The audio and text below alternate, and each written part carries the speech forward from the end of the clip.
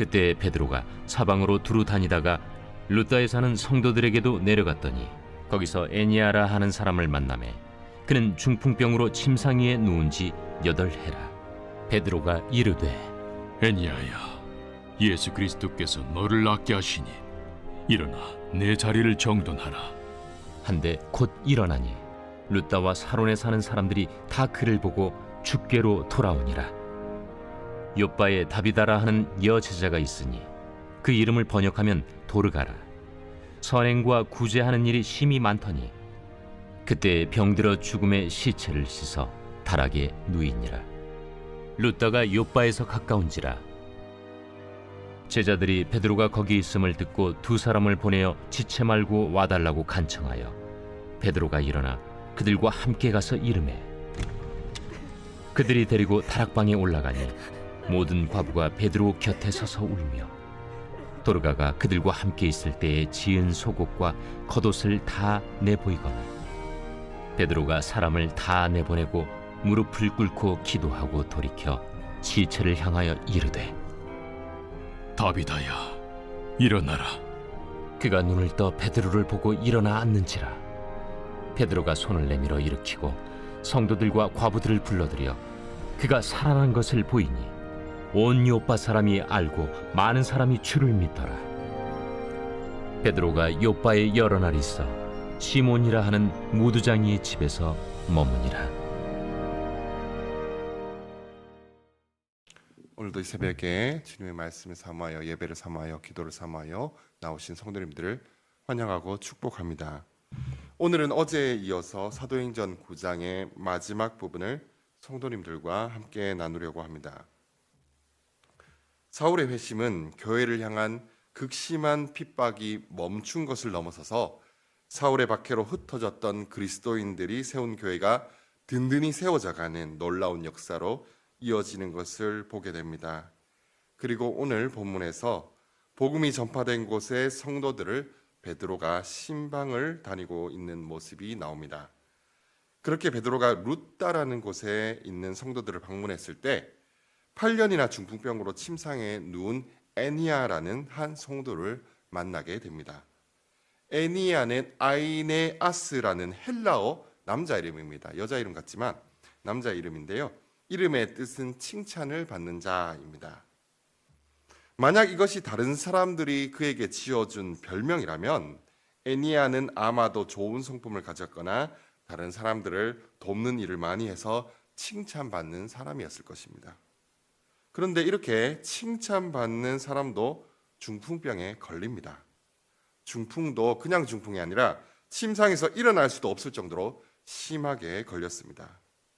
에니야가 중풍병에 걸렸을 때 다른 성도님들이 에니야를 위해서 기도를 안 했을까요? 당연히 기도했을 것입니다. 우리 에니야 성도님 얼른 회복하셔서 다시 일어나 기쁨으로 주님과 이웃을 섬기게 하옵소서라고 기도했을 것입니다. 그게 하루가 되고 일주일이 되고 한 달이 되고 결국 8년이 지나도록 침상에서 일어나지 못하고 있는 것을 볼 때에 본인도 그렇고 곁에서 지켜보는 가족들과 공동체의 마음은 얼마나 답답하고 안타까웠을까요? 그런데 이런 안타까운 일이 룻다의 에니야에게만 일어난 것이 아니라 욥바의 다비다라 하는 여제자에게도 일어납니다. 다비다는 36절에서 선행과 구제하는 일이 심히 많았다라고 설명하고 있습니다. 그 구제가 어떤 것인지 39절에서 짐작해 볼 수 있는데요. 욥바 지방의 모든 과부들이 다비다가 그들을 위해서 만들어준 옷들을 베드로에게 보여주는 장면이 나옵니다. 다비다가 과부들에게 관심을 가지고 이들을 주었다는 사실을 봤을 때 어쩌면 다비다 또한 과부였고 이 여인들은 다비다의 친구였을 가능성도 배제할 수는 없습니다. 이렇게 어려움 가운데서도 다른 사람들을 돕는 좋은 성품을 가진 다비다가 병에 들어서 죽었습니다. 사람들은 당연히 그녀의 죽음을 슬퍼했을 것입니다. 그런데 오늘 본문 37절을 보시면 그녀가 죽고 나서 사람들이 어떻게 하냐면 그녀의 시체를 씻어서 다락에다가 올려놓습니다. 이 부분이 조금 의아한 부분인데 이 당시의 풍습대로 한다면 시신을 씻고 다음 장례 절차로 시신에 향품을 바르는 일들을 그 작업을 해야 합니다. 그런데 다비다를 다락에 그대로 뉘었습니다. 그 이유를 오늘 본문에서 생각해 본다면 다비다는 병으로 죽었습니다. 그렇기 때문에 나이 많아 죽은 것이 아니라 요절했을 가능성이 크고 그래서 사람들이 다비다의 죽음을 받아들이기 더 힘들지 않았을까라는 그런 추측을 해보게 됩니다. 분명한 사실은 애니야와 다비다의 고통과 죽음은 그들 곁에 있는 사람들에게도 큰 슬픔이었을 것입니다. 이렇게 칭찬받고 선행과 구제에 힘쓰는 사람들이 아프고 힘들고 고통받는 일들은 오늘날에도 일어납니다. 누구보다 신앙 좋고 성품 좋은 성도님들이 계속해서 어려움을 겪고 고통받는 모습을 보고 있으면 그들을 위해 기도하는 지체들의 마음도 타들어갈 때가 있습니다. 그럴 때 우리는 낙심하지 않기 위해서 기억해야 할 것이 있는데요. 그것이 무엇인지 알기 위해서 34절의 말씀을 한번 보시겠습니다. 34절에 이렇게 나옵니다. 베드로가 이르되 애니야야 예수 그리스도께서 너를 낫게 하시니 일어나 내 자리를 정돈하라 한데 곧 일어나니. 여기서 베드로가 예수님의 제자라서 그의 사도여서 애니야가 회복된 것이 아니라 예수 그리스도께서 애니야를 회복시켜 주셨다고 말씀합니다. 나와 우리의 지체가 가진 문제도 그것이 크든 작든 그것이 얼마나 오래되었든 상관없이 결국 문제의 해결은 예수 그리스도에게 있다는 사실을 우리는 기억해야 합니다. 그 사실을 더욱 분명하게 알 수 있는 구절이 오늘 본문 40절에 나오는데요. 제가 읽어드리겠습니다. 베드로가 사람을 다 내보내고 무릎을 꿇고 기도하고. 다비다가 죽은 다락방에서 베드로가 한 일은 사람들을 다 내보내고 무릎 꿇고 하나님께 기도하는 것이었습니다. 왜냐하면 그 문제를 해결해 주실 분은 오직 하나님밖에 없기 때문입니다. 여기까지 보고 나면 왜 다른 성도들이 기도할 때는 안 들어주시다가 베드로가 기도하니까 오랜 병이 낫고 죽은 사람이 살아나는 것일까라는 생각이 들기도 합니다. 만약 베드로가 기도해서 들어주신 것이라면 나 같은 일반인이 이 새벽에 나와서 기도하는 게 과연 얼마나 효과가 있을까라는 생각이 드는 것도 사실입니다.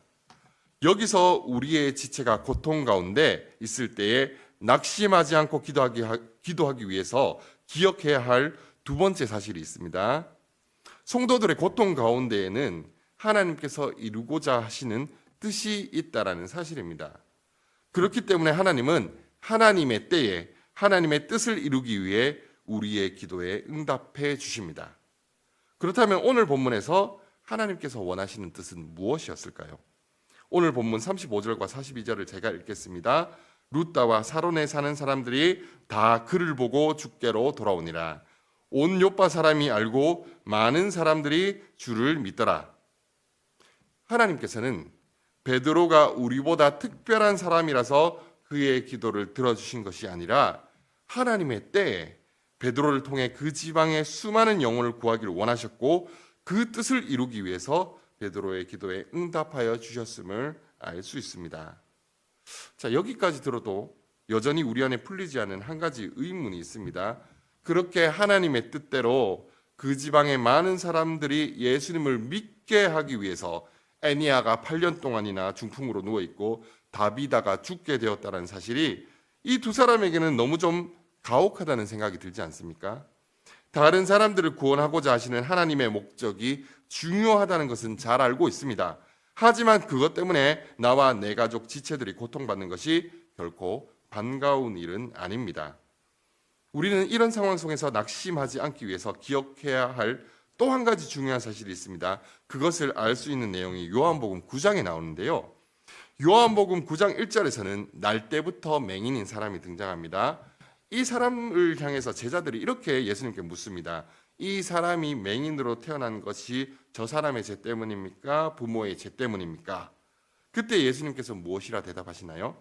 이 사람이나 그 부모의 죄로 인한 것이 아니라 그에게서 하나님이 하시는 일을 나타내고자 하심이라.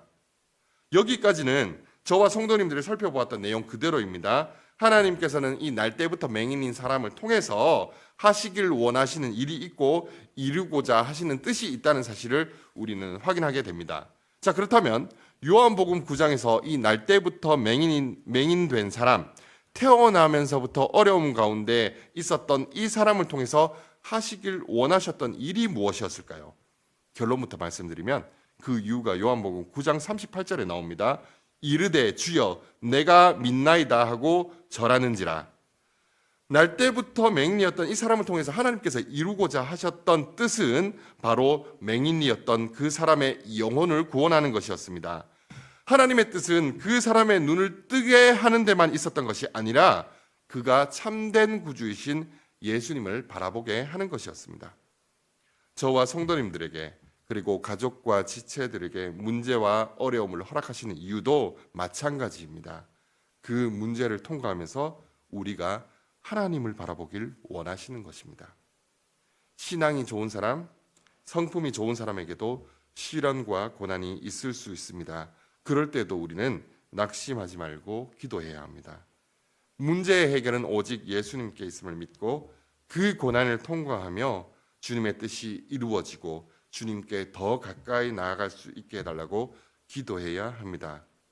그렇게 주님을 바라보며 믿음으로 살아갈 때 우리 또한 고난을 지나며 욥과 같이 고백하게 될 것입니다.